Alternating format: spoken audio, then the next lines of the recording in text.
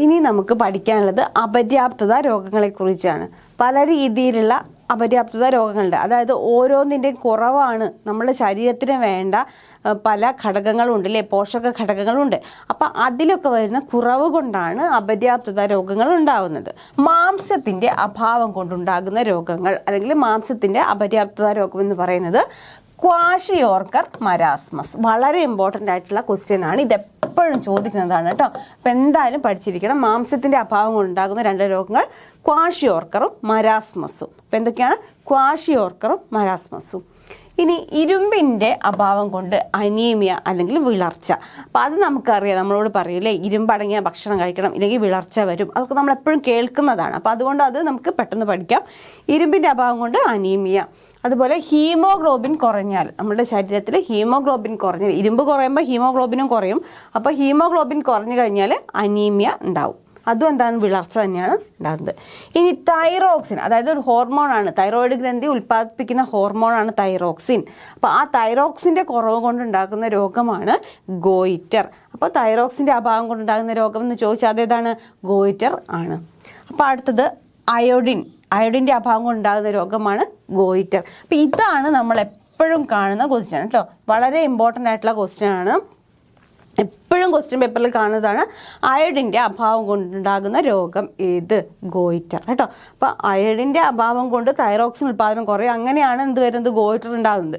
അപ്പോൾ പിന്നെ മെലാനിൻ, വെള്ളപ്പാണ്ട്, അതായത് നമ്മളുടെ ശരീരത്തിന് നിറം നൽകുന്ന വർണ്ണവസ്തുവാണ് മെലാനിൻ അല്ലേ. അപ്പോൾ ആ മെലാനിൻ്റെ കുറവ് എന്തിന് കാരണമാകും? പാണ്ടിന് കാരണമാകും. അപ്പോൾ എന്താണ്? വെള്ളപ്പാണ്ടിന് കാരണമാകും. അപ്പം അതും ഓർത്തിരിക്കുക.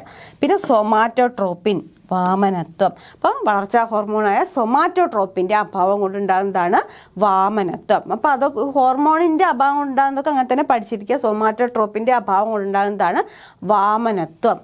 ഇനി ഇൻസുലിൻ്റെ അഭാവം കൊണ്ട് ഡയബറ്റിക് മെലിറ്റസ്. നമുക്കറിയാം നമ്മളുടെ ശരീരത്തിൽ, അതായത് രക്തത്തിലുള്ള ഗ്ലൂക്കോസിനെ ഗ്ലൈക്കോജനാക്കി മാറ്റുകയാണ് ഇൻസുലിൻ്റെ ധർമ്മം.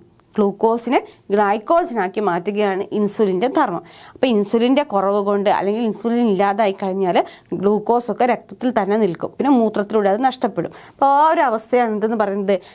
ഡയബറ്റിക് മെലിറ്റസ് എന്ന് പറയുന്നത്. അപ്പോൾ അത് ഓർത്തിരിക്കണം. ഇൻസുലിൻ്റെ അഭാവം കൊണ്ടുണ്ടാകുന്ന രോഗമാണ് ഡയബറ്റിക് മെലിറ്റസ്. ഇനി വാസോപ്രസിൻ.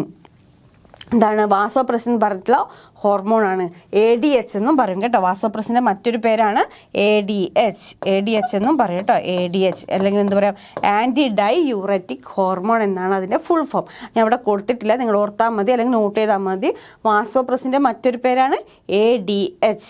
അപ്പം ആൻറ്റി ഡൈയൂററ്റിക് ഹോർമോൺ എന്നതാണ് അതിൻ്റെ ഫുൾ ഫോം. അപ്പോൾ അതെന്തിന് കാരണമാകും? അതിൻ്റെ അഭാവം എന്ന് പറയുന്നത് ഡയബറ്റിക് ഇൻസിപ്പിഡസിന് കാരണമാകും.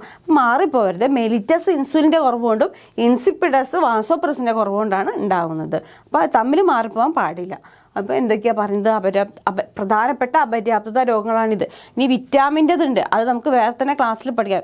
ജീവകങ്ങളും അപര്യാപ്തത രോഗങ്ങളും നമുക്ക് സിലബസിൽ കൊടുത്തിട്ടുണ്ടല്ലോ. അപ്പോൾ അത് വേറെ തന്നെ പഠിക്കാം. അപ്പോൾ അപര്യാപ്തത രോഗങ്ങൾ മാംസത്തിൻ്റെതാണെങ്കിൽ ക്വാഷിയോർക്കറും മരാസ്മസും, ഇരുമ്പിൻ്റെത് അനീമിയ, ഹീമോഗ്ലോബിൻ്റെത് അനീമിയ, തൈറോക്സിൻ്റെത് ഗോയിറ്റർ, അയോഡിൻ്റെത് ഗോയിറ്റർ, പിന്നെ മെലാനിൻ്റെത് വെള്ളപ്പാണ്ട്, സൊമാറ്റോട്രോപ്പിൻ്റെത് വാമനത്വം, പിന്നെ ഇൻസുലിൻ്റെ കുറവുകൊണ്ട് ഡയബറ്റിക് മെലിറ്റസ്, വാസോപ്രസിൻ്റെ കുറവുകൊണ്ട് ഡയബറ്റിക് ഇൻസിപ്പിഡൻസ്. അപ്പോൾ ഇത്രയും കാര്യങ്ങൾ ഇവിടെ ഓർത്തിരിക്കാം.